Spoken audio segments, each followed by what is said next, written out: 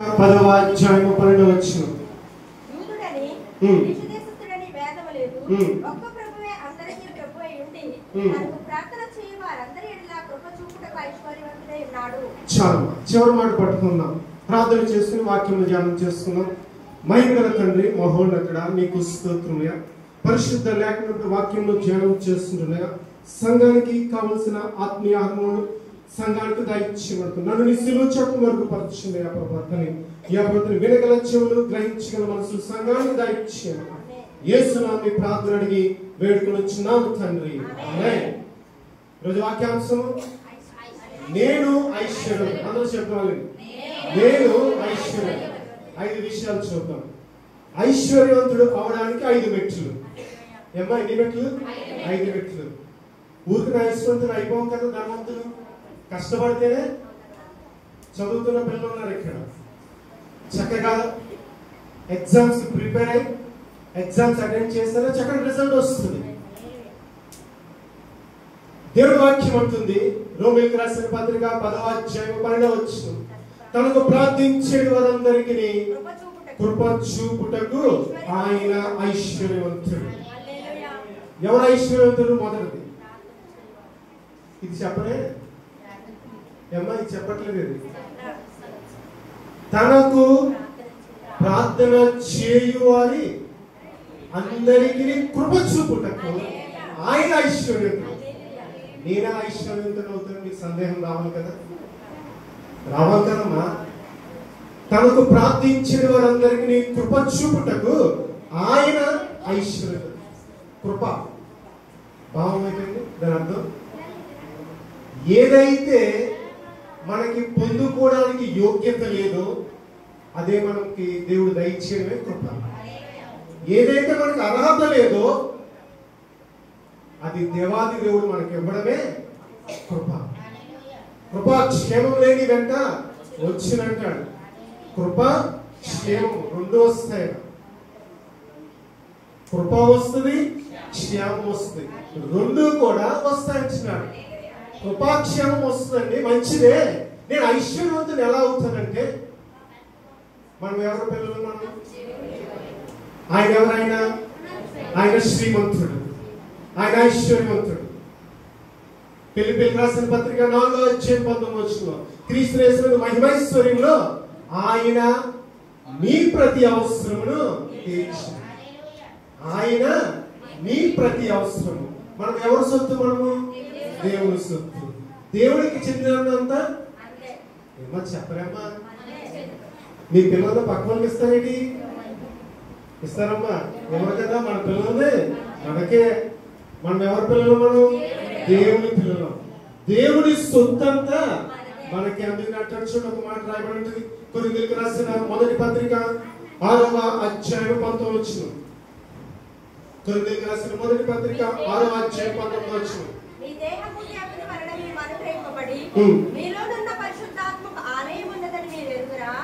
మీరు మీ సొత్తు కాదు, మీరు నుండి కొనబడిన వారు కనుక మీ దేహముతో దేవుని మహిమపరచుడి. చూడండి, మీరు ఎవరి సొత్తు? మనం వాక్యం ఆలకించాలి. వాక్యము బోధించేటప్పుడు దయచేసి అటు ఇటు ఎవరు మాట్లాడదు, అటు ఇటు తిరగకూడదు. మా సన్నిధిలో ఇదే రూల్. ఎవరైనా అవసరం బయటకు వెళ్ళిపోవచ్చు. ఇలా చెప్తాను, వాక్యం బోధించేటప్పుడు ఇది శ్రేష్టమైన సమయం. పరిశుద్ధ గ్రంథములు దైవజనులు పులిపెట్టిన వాక్యం బోధిస్తున్నప్పుడు వాక్యము శ్రద్ధగా వినవలసి మనం భక్తులమై ఉన్నాం. కొరింథీయులకు రాసిన మొదటి పత్రిక 6వ అధ్యాయం 19వ వచనం, మీరు మీ సొత్తు కాదు. ఎవరి సొత్తు? మనం దేవుని సొత్తు. రోమీయులకు రాసిన పత్రిక 10వ అధ్యాయం 12వ వచనం ఏముంది? కృప చూపుటకు ఆయన ఐశ్వర్యం. ఇప్పుడు చెప్పండి, నేను ఐశ్వర్యవంతుడా కాదా? మనము ఐశ్వర్యం. అయితే ఐశ్వర్యవంతుడు అవ్వాలంటే 5 మెట్లు. జాగ్రత్తగా వినమ్మా, నేను సమయాన్ని ముగిస్తాను. 5 మెట్లు. నేను ఐశ్వర్యవంతుడు అన్నాను కదా, ఈ ఐశ్వర్యవంతుడు అవ్వడానికి 5 మెట్లు. మొదటి మెట్లు చూద్దాం. 145వ కీర్తన 18వ వచనం. 145వ కీర్తన 18వ వచనం. తనకు మొరపెట్టు వారందరికీ, నిజంగా మొరపెట్టు వారందరికీ యెహోవా సమీపంగా చాలమ్మా. దేవుడు నేను దీవించును గాక. 145వ కీర్తన 18వ వచనం. ఈ రోజుల్లో ఎందుకన్నానంటే ఈ మాట, ఎవరి బిడ్డలకి తెలుగు చదవడం రావట్లేదు. తల్లిదండ్రులు కొంచెం బాధ కలిగి ఉండొచ్చు, కానీ ఎవరి బిడ్డలకి తెలుగు చదవడం రావట్లేదు. బైబిల్ చక్కగా చదవడం మనం నేర్చుకోవాలి. మన పిల్లలకి చక్కగా దేవుని వాక్యం చదివించడం మనము నేర్పించాలి. 145వ కీర్తన 18వ వచనం మొదటి వ్యక్తి ఏమిటంటే, ఎలాగా? నిత్యముగా. ఎలా మొరపెట్టాలి? నిత్యముగా మొరపెట్టి వారికి ఆయన సమీపముగా ఉన్నాడట. నువ్వు నిత్యముగా మొరపెడుతున్నావా? ఎలా మొరపెడుతున్నావు? దైవజనుడు ప్రార్థన చేయమన్నాడని ఏదో ప్రార్థన చేస్తున్నావా? లేదంటే ఆత్మను కలిగి ప్రార్థన చేస్తున్నావా? ఇది జవాబు దేవునికి చెప్పాలి. ఎవరికి చెప్పాలి జవాబు? ఇది దేవునికి చెప్పాలి. నిత్యముగా మొర్ర పెడితే ఆయన సమీపముగా ఉన్నాడు. తనకు నిత్యముగా మొర్ర పెట్టే వారికి ఆయన సమీపముగా ఉన్నాడు. నీవు నిత్యముగా మొర్ర పెట్టడం అంటే వేషధారణ కలిగి ఉండకూడదు. వేషధారణ మనము కలిగి ఉండకూడదు. సుంకరి పరిసైడు ప్రార్థన చూడండి. మన ప్రార్థన ఎలా ఉండాలంటే తగ్గించుకుని స్వభావం కలిగి మనం ప్రార్థన ఇచ్చాం. మత్తయి సువార్త 23:12 తను తాను తగ్గించుకున్నవాడు హెచ్చించబడను, తను తాను హెచ్చించుకున్నవాడు తగ్గించబడను. నువ్వు తగ్గించుకుని దేవుడికి నిత్యముగా మొరపెడితే ఆయన నీ మొర వింటాడు. బైబిల్ గ్రంథంలో ఎన్నో ప్రార్థనలు ఉన్నాయి. 2 ప్రార్థనలు చూద్దాం. నెహెమ్యా గ్రంథం 1వ అధ్యాయం 6వ వచనం చూసినట్లయితే నెహెమ్యా ఒప్పుకోలు ప్రార్థన చేస్తాడు. అక్కడ నెహెమ్యా గ్రంథం 1వ అధ్యాయము అక్కడ 6-8 వచనాల్లో రాయబడుతుంది. నెహెమ్యా ఒప్పుకోలు ప్రార్థన చేస్తాడు. చమట్లేదు డిఫరెన్స్ నోట్ చేస్తాను. నెహెమ్యా ఒప్పుకోలు ప్రార్థన చేస్తాడు. నువ్వు ప్రార్థన చేసేటప్పుడు దేవుని సన్నిధిలో మోకరించి ప్రార్థన చేసేటప్పుడు నీ ప్రార్థన ఆయనకు అంగీకారంగా ఉండాలి. నీ ప్రార్థన ఆయన సన్నిధికి చేరాలి. ఒప్పుకోలు ప్రార్థన. నేటి దినాల్లో క్రైస్తవులు అనబడేవారు లేదంటే దైవ సేవకులు అనబడేవారు ఒప్పుకోలు ప్రార్థన చేయట్లేదు. ఒక మాట అడుగుతాడు, ఎంతమంది వేకువజామున ప్రార్థన చేస్తున్నారు? కీర్తన కూడా మాట్లాడతాడు, ఉదయకాలం నా కంఠస్వరం నీకు వినిపింప చేస్తాడు. ఉదయకాలం నా కంఠస్వరం వినిపింప చేస్తున్నారు. మధ్యాహ్నం రాత్రి ఎవరైతే దేవుడిలో ఉంటూ ఆయనకి నిజముగా మొదలుపెడతారో ఒప్పుకోలు ప్రార్థన చేస్తారో దేవుడు వారికి సమీపముగా ఉన్నాడంటే దేవుని వాక్యం సెలవిస్తుంది. కొంతమంది మనం చూస్తాం, ఉదయకాలం ప్రార్థన చేస్తారు, సాయంత్రం 5 టీవీకి అతుక్కుపోతారు. కాదమ్మా, ఉన్న వారికి దేవుడికి స్తోత్రం. ఉన్నమాట ఒప్పుకుంటే అది నిజంగా దేవుడు మెచ్చుకుంటాడు కూడా. నువ్వు వేకువజామునే దేవుడికి ప్రార్థన చేస్తున్నావు, సాయంత్రం లోకానికి బానిసవుతున్నావు. అట్టి రీతిగా మనం ఉండకూడదు. ఎలా చేయండి? నెహెమ్యా మాదిరి ఒప్పుకోలు ప్రార్థన చేయాలి. అక్కడ జెరూసలేము ప్రాకారంలో పడిపడి అని నెహెమ్యా ఇస్తే, అయ్యా నేను పాపిని, మా ప్రజలు తప్పు చేశారు ఆ ప్రభుత్వాన్ని, నేను ఒప్పుకొనిచ్చున్నాను, నీ పాదాల సన్నిధిలో నేను ఒప్పుకొనిచ్చున్నానని నెహెమ్యా ఒప్పుకోలు ప్రార్థన చేశాడు. నువ్వు ఒప్పుకోలు ప్రార్థన చేస్తే అది నిత్యమైన ప్రార్థన. ఒప్పుకోలు ప్రార్థన చేస్తే నీ ప్రార్థన దేవునికి అంగీకారమైనది. ఇంకొక సంగతి చూసినట్లయితే మొదటి దినవృత్తాంతములు ఎబేసు ప్రార్థన చూద్దాం. 4వ అధ్యాయం 10వ వచనం. దినవృత్తాంతములు మొదటి గ్రంథము 4వ అధ్యాయం 10వ వచనం. ఇశ్రాయేలు దేవుని గురించి మొరపెట్టి, నీవు నన్ను నిశ్చయముగా ఆశీర్వదించి నా సరిహద్దును విశాలపరిచి నీ చెయ్యి నాకు తోడుగా ఉంట దయచేసి నాకు కీడు రాకుండా దానిలో నుండి నన్ను తప్పించుకొని ప్రార్థింపగా దేవుడు అతడి మనవి చేసిన దానిని అతనికి దయచేసెను. చివరి మాట చాలా చక్కగా ఉంది కదా. ఏమని రాయబడిందమ్మా? దేవుడు అతడు మనవి చేసిన దానిని అతనికి దయచేసి. ఎంతమంది ఈ రోజుల్లో నువ్వు ప్రార్థన చేస్తే జవాబును పొందుకుంటున్నావు? ఎబ్బేసి అంటున్నాడు కదా, నా సరిహద్దులు విశాలపరచు, ఇటువంటి కీడు ఇటువంటి ఆపద నా గుమ్మం దగ్గర రాకూడదయ్యా, నీవు నాకు తోడుగా ఉండు. నువ్వు నిత్యముగా మొదలుపెడితే ఒప్పుకోలు ప్రార్థన చేసినట్లయితే దేవుడు తప్పకుండా నీ ప్రార్థన అంగీకరిస్తాడు. అలాగే అనేక మంది భక్తులు ప్రార్థన చేశారు. దైవజనాలు చెప్తున్నారు కదా, షడ్రక్ మేషక్ అబేద్నెగోలు అగ్నిగుండంలో ఉన్నప్పుడు ఎవరికి మొరపెట్టారు? దేవుడికి మొరపెట్టారు. దేవుడు వారికి తోడుగా ఉన్నాడు. దానియేలు సింహాల బోనులో ఉన్నప్పుడు ఎవరికి మొరపెట్టాడు? దేవుడికి మొరపెడితే దేవుడు తోడుగా ఉన్నాడు. ఏలియా ప్రార్థన చేయగా 3.5 సంవత్సరం వర్షంలో కురవలేదు. మరలా తిరిగి ప్రార్థన చేయగా వర్షంలో కురిసింది. నీ ప్రార్థనకు ఒకటే ప్రశ్న, నీ ప్రార్థనకు జవాబు వస్తుందా రావట్లేదా?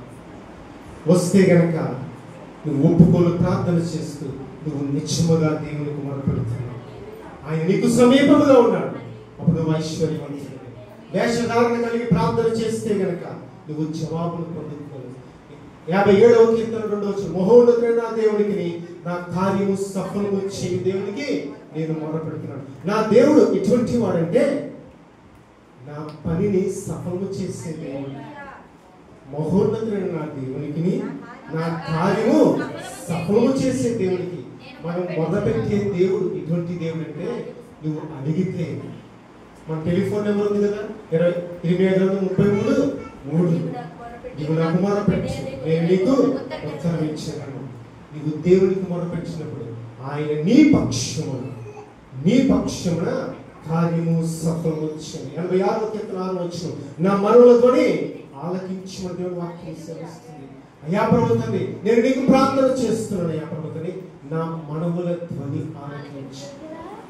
ఎంతమందికి ప్రార్థన అవసరతలు ఈ రోజుల్లో ఉన్నాయి? ప్రతి కుటుంబానికి ఒక ప్రార్థన అవసరం ఉంటుంది. ఒక కుటుంబానికి రక్షణ అవసరం ఉంటుంది. ఒక కుటుంబానికి ఆత్మీయంగా ఎదగాలని అవసరం ఉంటుంది.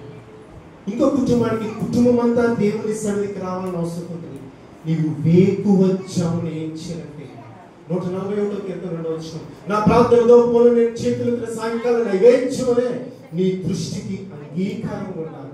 మన ప్రార్థన ఎలా ఉండాలంటే దేవుని దృష్టికి అంగీకారం ఉండాలి. నా ప్రార్థన ధూపం అనే మనం ఎలా చేయాలంటే ధూపం మాదిరిగా చేయాలి.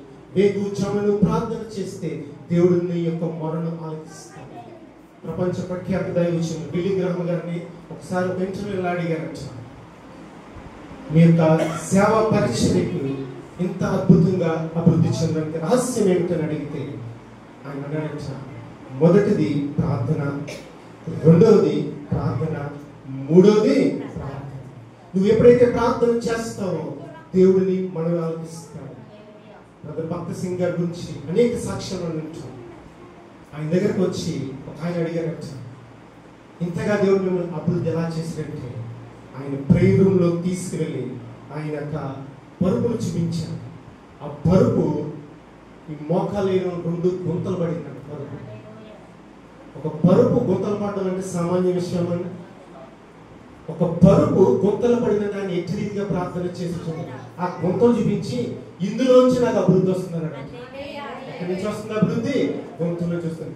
మానవుడు కాళ్ళు మీద నిలబడతాడు కానీ క్రైస్తవుడు మోకాళ్ళ మీద నిలబడలేదే నీ జీవితం అద్భుతంగా చూస్తావు. నువ్వు ఎప్పుడు చూస్తావంటే నువ్వు నిత్యముగా మొదలుపెట్టాలి. నువ్వు ఒప్పుకోలు కలిగి దేవుడికి ప్రార్థన చేస్తే దేవుడు నీ ప్రార్థన అంగీకరిస్తాడు. అప్పుడు నీవు ఐశ్వర్యవంతుడు. మొదటి మెట్టు ఏమిటంటే ప్రార్థన. ఒక తీర్మానం చేస్తున్నావు, ప్రభువా అనుదినము నేను ప్రార్థన చేస్తాను, మానక నేను ప్రార్థన చేస్తాను. ప్రార్థన నీ పరిస్థితిని మారుస్తుంది, ప్రార్థన నీ స్థితిని మారుస్తుంది, ప్రార్థన నీ యొక్క ఆత్మీయ స్థితిని మెరుగుపరుస్తుంది. ఒకవేళ ప్రార్థనలో చల్లారిపోతే కనుక ప్రార్థనలో చల్లారిపోతే నువ్వు లోకానికి దగ్గర అవుతూ సాతాను యొక్క కబంధాస్తాల్లో నువ్వు చిక్కుకుపోతావు. అందుకు దేవుని వాక్యం తెలుస్తుంది, దానియేలు దినమునకు దావీదు 7 మార్లు ప్రార్థన చేశాడు. దానియేలు ప్రార్థన చేశాడు, దావీదు ప్రార్థన చేశాడు. ఈ రోజు ఒక తీర్మానం చేస్తున్నాం, నేను ఐశ్వర్యవంతుని అందరూ అన్నాం కదా, మనం అన్నావా లేదా? ఐశ్వర్యవంతుడు అవ్వాలంటే నువ్వు ఎన్నిసార్లు ప్రార్థన చేస్తావు? ఒక తీర్మానం చేసుకుని, ప్రభువా నేను ఆత్మీయంగా ఐశ్వర్యవంతుడు. మత్తయి సువార్త 6వ అధ్యాయము మొదట ఆయన రాజ్యమును నీతిని వెతుకుడి, అప్పుడు మీకు అవన్నీ అనుగ్రహించును. మత్తయి సువార్త 6వ అధ్యాయము 19వ వచనం, మీ యొక్క ధనము పరలోకంలో సమకూర్చుతుంది. నీవు ఐశ్వర్యవంతుడు అవ్వాలని దేవుడు ఆశపడుతున్నాడు. అందుచేతనే తను రిక్తులుగా చేసుకుని ఈ భూలోకంలో ఆయన శిలువ యాగమును చేస్తాడు. ప్రియమైన సంగమా, మొదటి మెట్టు ఏమిటంటే ప్రార్థన. ప్రార్థన నీ జీవితంలో ఉందంటే నువ్వు అద్భుతాలు చూస్తావు. ప్రార్థన నీ జీవితంలో ఉందంటే నువ్వు ఆశ్చర్యకార్యాలను చూస్తావు. దేవుడే ప్రార్థన నేర్పించాడు కదా మనకి. పరలోకమందు నా తండ్రి నీ నామం పరిశుద్ధపరచునుగా, నీ రాజ్యం వచ్చునుగా, పరలోకమందు నీ చిత్తం నెరవేర్చినట్లు భూమి మీద నీ చిత్తం. ప్రార్థన చేసేటప్పుడు మన చిత్తము కాదు, ఎవరి చిత్తం అడగాలి మనం? దేవుని చిత్తం. యోహాను సువార్త 5వ అధ్యాయం 10వ వచనం, ఎవడు నా యందు నిలిచినో, ఎవడు ఎదురు మాటలు నిలిచినో, అప్పుడు మీరు ఏది అడిగినా నీకు ఇస్తాను. నువ్వు ప్రార్థన చేసేటప్పుడు దేవాని చిత్తం నెరవేర్చాలి. నేను నీలో నిలిచి నీవే కార్యము సఫలం వచ్చి, నువ్వు నా పక్షము యుద్ధం వచ్చి. రోమీయులకు రాసిన పత్రిక 8వ అధ్యాయం 31, దేవుడు మన పక్షం ఉంటుండగా మనకు విరోధి ఎవడు? దేవుడు మన పక్షం ఉంటే మనకి విరోధి ఎవడు? ఏమ్మా, నీకు ఐశ్వర్యం ఇవ్వడానికి దేవుడు వచ్చాడు. నీ ఇరుగు పొరుగుని ఆప్ చేయగలరా? ఆపలేరు కదా. నీ బంధువులు ఆప్ చేయగలరా? ఆఖరికి నీ తల్లి కానీ, నీ కుమార్తె కానీ, నీ కోడుకు కానీ ఎవరు ఆప్ చేయగలరు? దేవుడు నీ పక్షం ఉంటుండగా నీకు విరోధి ఎవడు? దేవుడు నీ పక్షం ఉన్నాయంటే నువ్వేం చేయాలి? ప్రార్థన చేయాలి. ప్రార్థన చేస్తే నీవు ఐశ్వర్యవంతుడు. రెండవ మాట చూద్దాం. విలాప వాక్యములు 2వ అధ్యాయం 19వ వచనం. విలాప వాక్యములు, నీవు లేచి రేయి మొదటి జామున మొరపెట్టుము, నీళ్లు కుమ్మరించినట్లు ప్రభువు సన్నిధిని నీ హృదయమును కుమ్మరించుకో. చాలు. ఏం రాయబడిందమ్మా? నీవు లేచి రేయి మొదటి జామున మొరపెట్టుము. ఉదయం 9 గంటలకు లేచి, అంతేనమ్మా? ఏముంది? రేయి మొదటి జాము అంటే ఎప్పుడు? 3 గంటలు. 3 గంటలకు ఎంతమంది లేచి ప్రార్థన రాలేదు చెప్పండి? రేయి మొదటి జామున లేచి నువ్వు ప్రార్థన చేసి నువ్వు ఐశ్వర్యవంతుడు అవుతావు. మొదటిది ప్రార్థన. ప్రార్థన ఎలా చేయాలంటే నీ హృదయాన్ని కుమ్మరించాలి. పొద్దున్నే కుళాయి గొడవలాడుకుంటాం కదా మనం, ఆడుకోమా. నీళ్ళు ఏమంటే ఒకరి బిందులు ఒకరు వేసుకుంటారు, కుమ్మరించుకుంటారు. అవన్నీ పక్కన సేపు మళ్ళీ ఏముంది? నీవు లేచి రేయి మొదటి జామున. ఎప్పుడు మొదలుపెట్టాలి? రేయి మొదటి జామున మొదలుపెట్టుము, నీళ్లు కుమ్మరించినట్లు ప్రభువు సన్నిధిని నీ హృదయమును కుమ్మరించు. ఎక్కడ కుమ్మరించాలట? ఏం కుమ్మరించాలి? మన హృదయాన్ని కుమ్మరించాలి. మేము పరిచయకు వచ్చిన కొత్తలో మనం వాస్తవం చెప్తాం, ప్రార్థన చేసేవాళ్ళం. ఎందుకంటే అప్పుడు విశ్వాసంగా ఉన్నాం, దేవుడు పిలిచాడు, పరిచయకు వచ్చాం. ప్రార్థన చేస్తే కాసేపు ప్రార్థన చేస్తే టైం తీసుకుని ఎంత అవుతుందండి? 5 నిమిషాలకే. కొత్తలో అలా ఉంది. అయితే తదుపరి దేవుడు బలపరిచి గంట ఒక 5 నిమిషాలు అయిపోతుంది. గంట 5 నిమిషాలు అయిపోతుంది. మనకు తెలియదు. వచ్చిన ఉపసఖ్యము కాదు, మూలుగులతో ఆత్మ తనే మన పక్షమున ప్రార్థన చేస్తుంది. ఎప్పుడు నువ్వు దేవుని ఆత్మను కలిగి ఉన్నావు, వేకువజామున నువ్వు దేవునికి మొరపెట్టినప్పుడు ఏం చేస్తావంటే నువ్వు నీ హృదయాన్ని కుమ్మరిస్తావు. లోకంలో మనం మాట్లాడుకోవాలంటే హృదయాన్ని కుమ్మరించడం అంటే మీ అందరికీ అర్థమయ్యేలా చెప్తాను.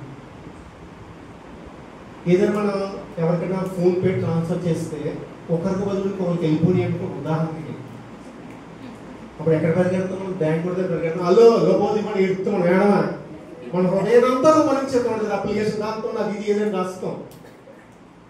దానికన్నా మెల్లగా వేకువజామున నీ హృదయాన్ని ఎక్కడ కుమ్మరించాలంట?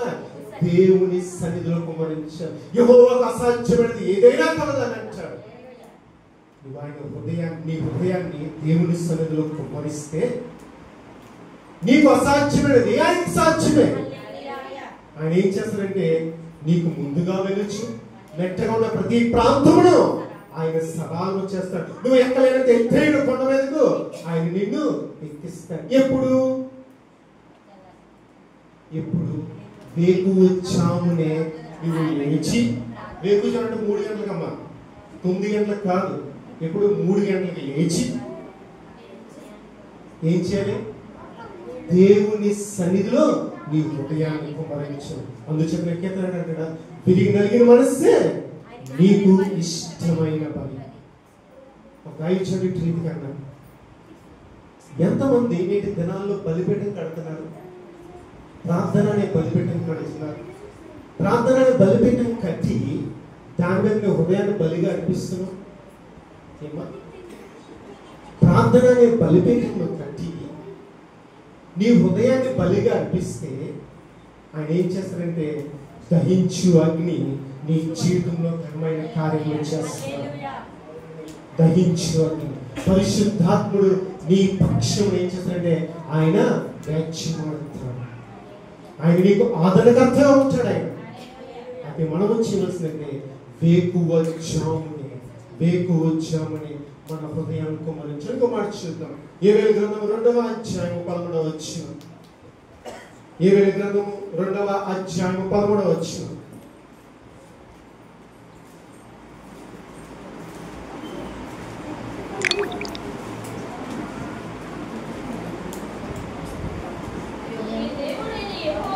యోవేలు గ్రంథము 2వ అధ్యాయం 11వ వచనం చదవండి.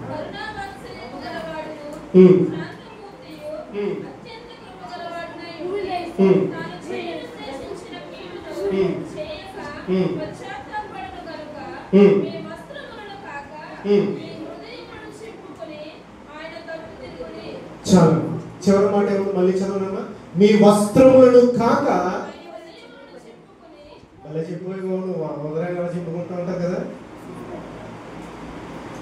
ఇది వరకు పరిశుద్ధ గ్రంథం మనం చూసినట్లయితే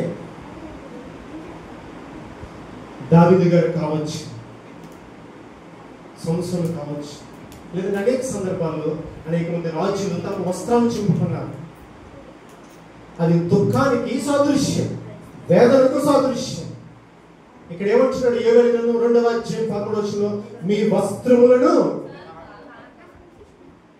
వస్త్రములను కాక దేని చింపుకోవాలట? హృదయాన్ని చింపుకోవాలట. 4 రోజులు ప్రార్థన చేశారు కదా, సూటిగా అడుగుతారు, ఎంతమంది కుమ్మరించి ఎంతమంది చింపుకున్నారమ్మా? కొన్ని నొప్పి కలిగించే మాట, ఇది నొప్పి కలిగించే మాట. మరి ఎంతమంది మీ హృదయాన్ని కుమ్మరించి మీ హృదయాన్ని చింపుకున్నారు? ఇప్పుడు వెరైటీ ప్రార్థన వచ్చింది, ఫోన్ పక్కనే ఉంటుంది, స్తోత్రం హల్లెలూయా, ఈ లోపల వాట్సాప్, ఫేస్బుక్, యూట్యూబ్, ఇది ఇలా అయితే అవుతుందా ప్రార్థన? అవును. అందులో ఒక దావించిన అన్నాడు, వేకువజామున ప్రార్థన చేస్తే నీకు ఇటువంటి ఆటంకం ఉండదు. మీ ఆయన్ని అడగదు టిఫిన్ పెట్టమని, మీ ఆవిడని అడగదు వీళ్ళు బజార్కి కూరలు తెమ్మని. వేకువజామున ఎవరు డిస్టర్బ్ చేస్తారా? ఎవరు డిస్టర్బ్ చేయరు. మన నిద్రే డిస్టర్బ్ చేస్తారు, మనం ఏం చేయాలంటే వేకువజామునే నీ హృదయాన్ని కుమ్మరించి నీ హృదయమును చింపుకొని నువ్వు ప్రార్థన చేస్తే ఆయన నీ జీవితంలో ఘనమైన కార్యములు ఆయన జరిగిస్తాడు. నీళ్లను ద్రాక్షారసంగా మార్చిన వాడు, ఎర్ర సముద్రంలో పాయలుగా చేసిన వాడు, నీ మారాను మధురముగా మార్చిన వాడు. నీ జీవితంలో సమస్య ఆయనకి సమస్యగా, నీ జీవితంలో సమస్య ఆయనకి సమస్య కాదు, మనకే సమస్య. ఏ సమస్య తెలుసా? సామెత గ్రంథం 6వ అధ్యాయం 6వ వచనం. సోమరి చెప్పను, దైవం చక్కగా చెప్పాడు, చీమలను చూచి నేర్చుకో. వాడికి పై అధికారి లేకపోయినా సరే చక్కగా ఉంటాడు. మనకి తల్లి ఉంటాడు, తండ్రి ఉంటాడు, పిల్లలు ఉంటారు, అందరూ ఉంటాడు, కానీ మనం లైన్లో ఉంటాం. కానీ చీమలు ఉంటాడు, రాజ్యాన్ని సులుమని అన్నాడు చక్కగా. సోమరి చదవమాట, చీమల యొద్దకు వెళ్ళుము, వాటి నడతలు వాటి నడకను కనిపెట్టి జ్ఞానము తెచ్చుకొనుము. చూడండి, వాటికి న్యాయాధిపతి లేకున్నను, న్యాయాధిపతి లేకున్నాడు, పై విచారణకర్త లేకున్నాడు, అధిపతి లేకున్నాడు.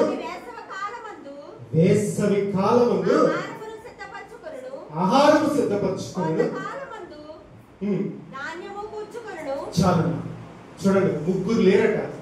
విచారణకర్త, అధికారి, అధిపతి లేడు. మనకి ముగ్గురు ఉన్నారు. ఇక్కడ దైవజనుడు ఉన్నాడు. మనకి దైవజనుడు చెప్తాడు, అమ్మా విశ్రాంతి దినాన్ని పాటించాలి, మానకూడదని చెప్తాడు దైవజనుడు. ఇంటికాడ భార్య అని భర్త కానీ చెప్తే చర్చికి వెళ్దామని, వెళ్దాంలే చేద్దాంలే అంటారు. మనకి చెప్పేవాళ్ళు ఉన్నప్పటికీ మనము సరైన క్రమంలో నడవట్లేదు. సరైన క్రమంలో నడవకపోతే నేను ఐశ్వర్యవంతుడు కాదు. సింపుల్. ప్రార్థన చేస్తే నువ్వు ఐశ్వర్యవంతుడు. ఎలా ప్రార్థన చేయాలి? నీ హృదయాన్ని చింపుకొని నీ హృదయాన్ని కుమ్మరిస్తే నువ్వు ఐశ్వర్యవంతుడు అవుతావు. దైవజనుడు ఏదైతే బోధిస్తాడో లేఖనం నుండి దాని ప్రకారం నడుచుకోవాలి. ఎప్పుడైతే ఇచ్చి రీతిగా ఉంటావో, వీరికి నలిగిన మనస్సును కలిగి దేవుని ఆరాధిస్తావో, ఆత్మతోనూ సత్యముతో ఆరాధించడం దేవుని వాక్యం తెలుస్తుంది. ఎప్పుడైతే నువ్వు ఆత్మతోనూ సత్యముతో దేవుని వాక్యాన్ని దేవుని ఆరాధిస్తావో, దేవుడు నీ పక్షమున కార్యము సంభవించాడు. మొదటిది చూస్తాం, నేను ఐశ్వర్యవంతుల్లో ప్రార్థన చేయాలి. రెండోది ఎలా చేయాలంటే హృదయాన్ని కుమ్మరించాలి, హృదయాన్ని చింపుకోవాలి. ఇలా ప్రయత్నం చేద్దాం. ప్రార్థన చేసినప్పుడు, అయ్యా ప్రభువా, నేను పాపిన అయ్యా ప్రభువా,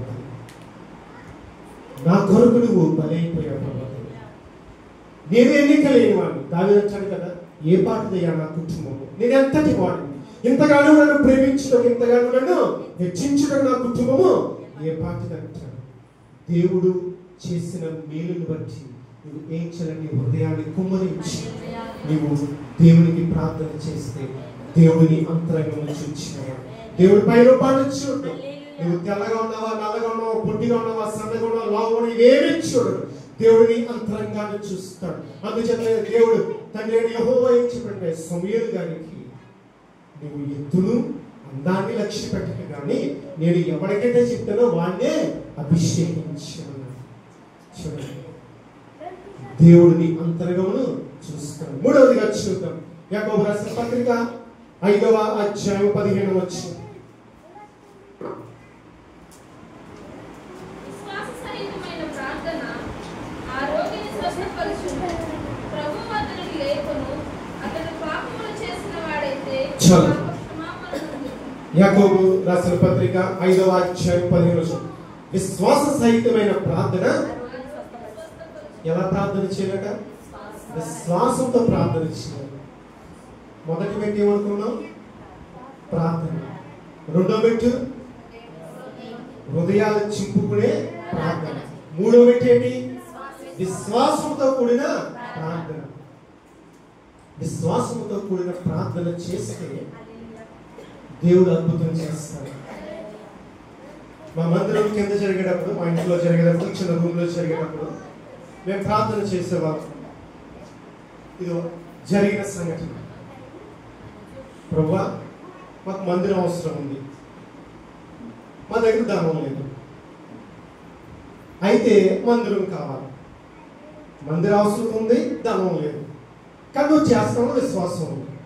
మూడే విషయాలు ఇలాగే ప్రార్థన చేస్తాం. మందిరము అవసరం, నూతన మందిరం కట్టబడాలి, మా దగ్గర ధనం లేదు, నీ మీద విశ్వాసం. ఉదయ కాలంలో నేను పాస్టర్ గారు ప్రార్థన చేస్తే, రాత్రి కాలంలో ప్రార్థన చేస్తే దేవుడు అద్భుతంగా ద్వారాలు తెరిచాడు. మా మందిరంలో విశ్వాసం. మందిరం కట్టడానికి ఎంతైతే అవసరమో నేను మీకు ఇస్తానని మీకు ఉన్నప్పుడు ఇవ్వన్నాను. అప్పటికి నేను లోన్కి అప్లై చేస్తాను, అంత ప్రాసెస్ అయిపోయిందమ్మా, వద్దని చెప్పి. ఎవరు ఇస్తారండి? ఇస్తారా?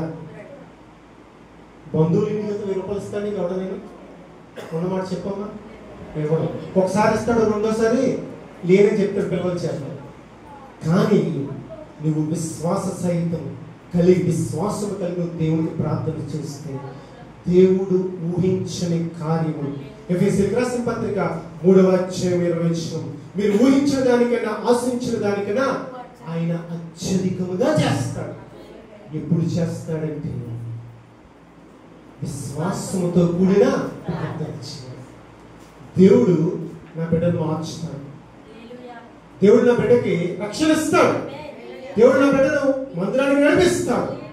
దేవుడు నా భర్తను మారుస్తాడు. దేవుడు నా భర్తకి ఆరోగ్యం ఇస్తాడు. దేవుడు నా భర్త కష్టాన్ని ఆశీర్వదిస్తాడు. నా కుటుంబం అంతా నోవాహు కుటుంబాలుగా దేవుని సన్నిధిలో ఉంటాం. యెహోషువ అంటాడు కదా 24:15లో, నేను నా ఇంటి వారును యెహోవాను సేవిస్తాను. ఇటువంటి విశ్వాసము కలిగి ఉన్నప్పుడు నీ జీవితంలో అద్భుతం చూస్తావు.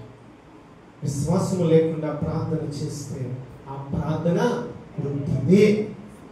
విశ్వాసము లేకుండా నువ్వు ఎంతసేపు కూర్చున్నా సరే దానివల్ల ప్రయోజనం ఏమీ లేదమ్మా. ప్రయోజనం ఏమీ లేదు. నువ్వు ప్రార్థన చేశావంటే ఎలా చెప్పి ఒప్పుకోలు ప్రార్థన చేయాలి. నీ హృదయాన్ని దేవుడు గారు కుమ్మరించాలి. దేవుడు నా జీవితంలో ఈ కార్యములు చేస్తాడు. దేవుడు నాకు చక్కటి ఆరోగ్యం ఇస్తాడు. మరణ పడకల మీద దేవుడు నన్ను లేవనెత్తుతాడు. నా జీవితంలో అద్భుతములు చేస్తాడని విశ్వాస సహితముతో నువ్వు ప్రార్థన చేస్తే దేవుడు అద్భుతం చేస్తాడు. రాజుల మొదటి గ్రంథము 17వ అధ్యాయం 21వ వచనం.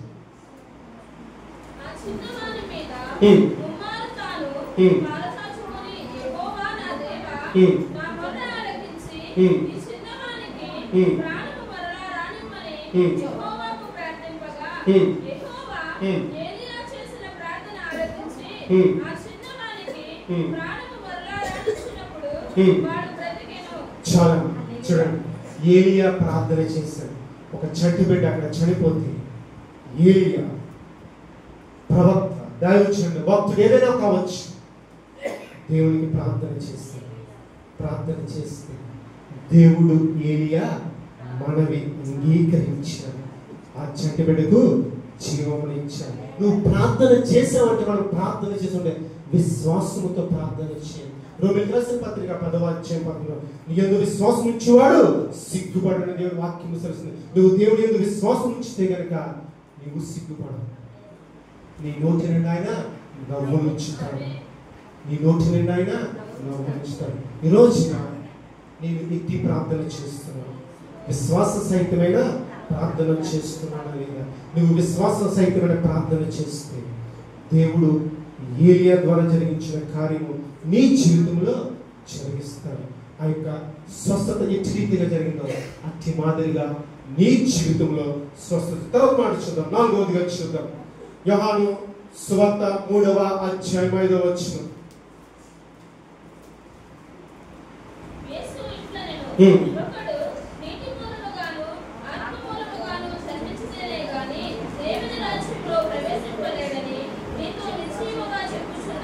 చాలా నేను ఐశ్వర్యవంతులో మొదటిది ప్రార్థన, రెండోది హృదయాల కుమ్మరింపు, మూడోది విశ్వాసంతో కూడి ప్రార్థన, నాలుగోది తిరిగి జన్మించాలి.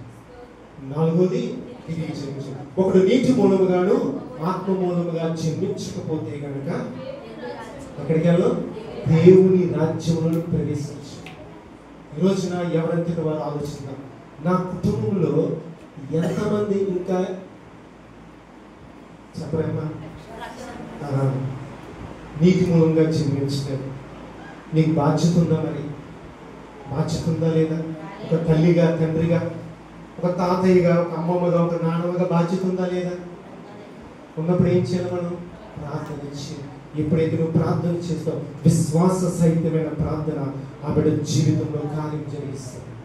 విశ్వాస సహితమైన ప్రార్థన ఆ బిడ్డ హృదయాన్ని మారుస్తుంది. నీటి మూలముగాను ఆత్మ మూలముగాను జన్మించాలి. మార్కు సువార్త 16వ అధ్యాయం 11 చదువు మాట. నమ్మి రక్షించబడిన వాడు రక్షించబడు, నమ్మని వాడికి శిక్ష విధించబడు. నువ్వు నమ్మి బాప్తిసం పొందితే ఐశ్వర్యవంతుడి జాబితాలో ఉంటావు. ఒకవేళ నమ్మకపోతే కనుక ఎక్కడ అగ్ని ఆరదు, పూర్వించావు, అక్కడ మనకి శిక్ష. స్టవ్ వెలిగించినప్పుడు ఏమా, స్టవ్ వెలిగించినప్పుడు భార్య స్టవ్ వెలిగి చేయగలిపోయింది అనుకోండి, పెళ్ళైన కొత్తలో అయ్యి మొబైల్ నా భార్యకి చేయగలిపోయింది అంటో తగిదైపోతాం. అవరా అది ఒక 4-5 సంవత్సరాలు అయితే కాలిందా ఆ బర్ణాలు రాసుకుంటాం. అందరూ కొత్తలో అలాగే ఉంటారు. ఆ చిన్న దానికే మనం విలువలాడిపోతాం. అయితే అక్కడ అగ్ని ఆరదు. మరి నా భార్యకి నేను చెప్పొద్దా, నా భర్తకి నేను చెప్పొద్దా, నా కుమారుడికి నేను చెప్పొద్దా, నా యొక్క ఆడబడికి నేను చెప్పొద్దా, నా తండ్రికి నేను చెప్పొద్దా, నా బంధుగణానికి నేను చెప్పొద్దా? మనం ఏం చేయాలంటే మన బంధువులకి తెలియచేయాలి, మనము మన ఇరుగు పొరుగు వారికి తెలియచేయాలి. నీటి మూలముగా జన్మించితేనే ఒక రాజ్యము నీవు బహుమానం పొందుకుంటావు. 4 విషయాలు చూస్తాం. మొదటిది ప్రార్థన, రెండవది హృదయాలు కుమ్మరించడం, మూడవది విశ్వాసమైన ప్రార్థన, 4వది ఏంటంటే తిరిగి జన్మించడం. అందుచేత గలతీయులకు రాసిన పత్రిక 3:27 మీరు క్రీస్తుని ధరించుకున్నారు. క్రీస్తులోనికి బాప్తిసం పొందారు కాబట్టి మీరు క్రీస్తుని ధరించుకున్నారు. ఎవరైతే క్రీస్తుని ధరించుకున్నారో వాడు ఐశ్వర్యవంతుడు. క్రీస్తుని ధరించుకున్న వారందరూ ఐశ్వర్యవంతుడు. చివరిగా 5వదిగా చూద్దాం. మొదటి దినవృత్తాంతములు 16వ అధ్యాయం 8వ వచనం. యెహోవాకు కృతజ్ఞతాస్తుతులు చెల్లించుడి, ఆయన నామమును ప్రకటన చేయుడి, ఆయన కార్యమును జనములలో తెలియజేయుడి. 5వది కృతజ్ఞత. 5వది కృతజ్ఞత. నువ్వు ధనవంతుడు అవ్వాలంటే మొదటిని ప్రార్థనించి, హృదయాన్ని కుమ్మరించి, విశ్వాస సహితమైన ప్రార్థనించి, తిరిగి జన్మించే అనుభవం కలిగి ఉండాలి. ఈ తిరిగి జన్మించిన 4వ మాట ఎందుకు చెప్పారంటే, చాలా మంది ప్రార్థన చేస్తారు,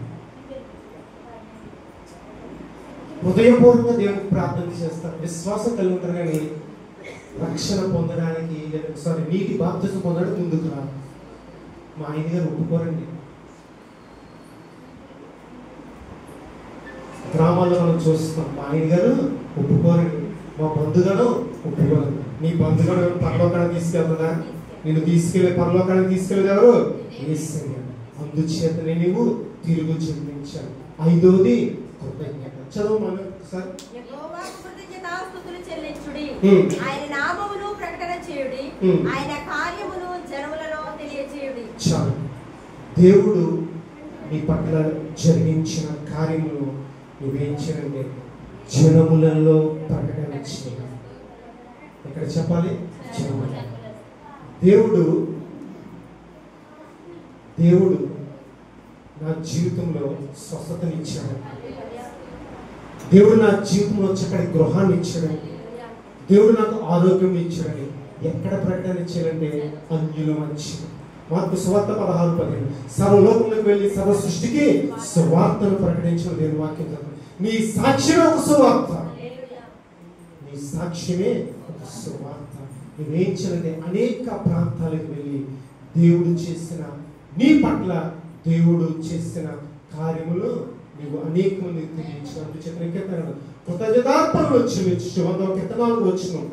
ఆయన గుమ్మములోనికి ప్రవేశించు. దేవుడి పట్ల జరిగించిన కార్యం బట్టి నువ్వు ఏం చేయాలంటే ఏం చేయాలమ్మా? ఈ మాట ఎవరికి రావట్లేదు. కృతజ్ఞత అర్పణ పట్టుకుని నువ్వు ఎక్కడికి రావాలి? దేవుడి మందిరానికి రావాలి. నువ్వు ఎప్పుడైతే దేవుడు నీకు చేసిన మేలును బట్టి, మలాకి గ్రంథం 3:16 మాట్లాడితే అప్పుడు నేను చెప్తాను. ఎవరైతే ఆయన ఎందుకు భక్తులు కలిగి ఆయన నామమును నిత్యము స్మరిస్తూ ఉంటారట, దేవుడి దగ్గర గ్రంథం ఉందట, ఆయన ఏం చేస్తారట, దానిలో మన పేర్లన్నీ రాస్తారు. దేవుడిని పట్ల మేలు చేస్తాడు. నువ్వేం చేయాలి? దేవుడికి కృతజ్ఞత కలిగి. ఒక కృతజ్ఞత కలిగి లేవనుకో, నువ్వేంటంటే రెడ్ బుక్ లో ఉంటుంది. మన పేరు ఎక్కడ ఉంటుంది? ఇప్పుడు అంటున్నారు దేవుడికి మన పేరు ఎక్కడ ఉందంటే దేవుని సముఖంలో ఉన్న ఆ యొక్క గ్రంథము లిఖించడం. ఇప్పుడు లిఖించబడుతుందంటే నువ్వు దేవుని యొక్క భయభక్తులు కలిగి ఆయన చేసిన మేలుని బట్టి నువ్వు దేవునికి కృతజ్ఞత చెల్లించినప్పుడు దేవుడు ఏంటంటే నీ పేరు ఆ యొక్క గ్రంథంలో రాస్తాడు. 145వ కీర్తన 16. నీ గుప్పులు విప్పి ప్రతి ఒక్క జీవి కోరికను నువ్వు తృప్తిపరుస్తావు. ఆయన గుప్పులు విప్పాడు. ఆ మాట చదవడం. 145వ కీర్తన 16.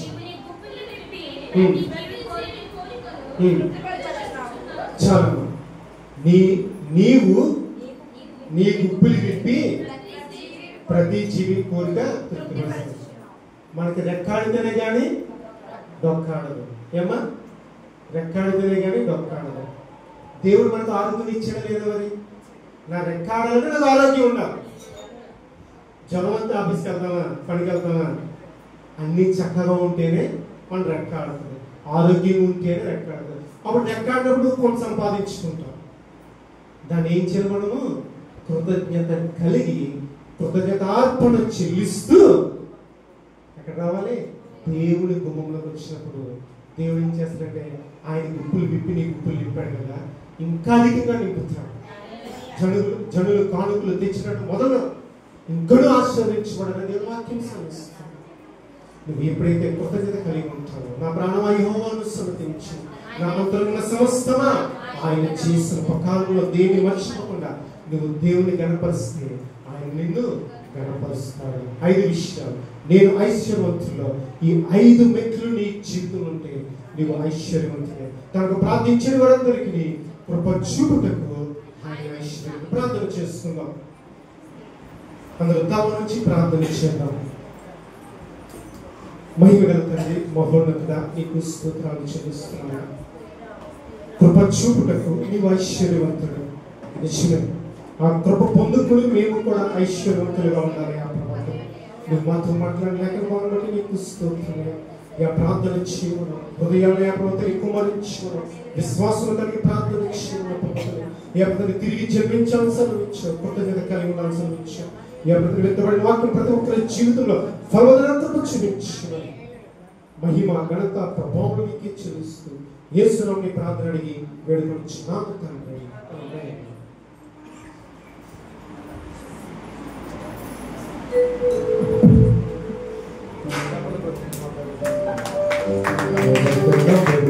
వాక్ ద్వారా మనతో మాట్లాడారు. వారికి ప్రభు సన్నిధిలో మనందరం కూడా మరి దైవజనులు వారి ద్వారా దేవుడు ఏమైతే మాట్లాడారో ఆ వాక్యాలన్నీ కూడా దేవుని పత్రం చేసుకొని వారి ప్రభువులో ముందుకు వస్తాము. దైవాశీర్వాదాలు దైవజనులు పొందుకుందాం. అలాగే రేపు దినం కూడా అందరూ కూడా ఆఖరి రోజు రేపు రాత్రి మరి ఆయనంతరం ఇక్కడ ప్రేమ మీద ఉంది కనుక మీరందరూ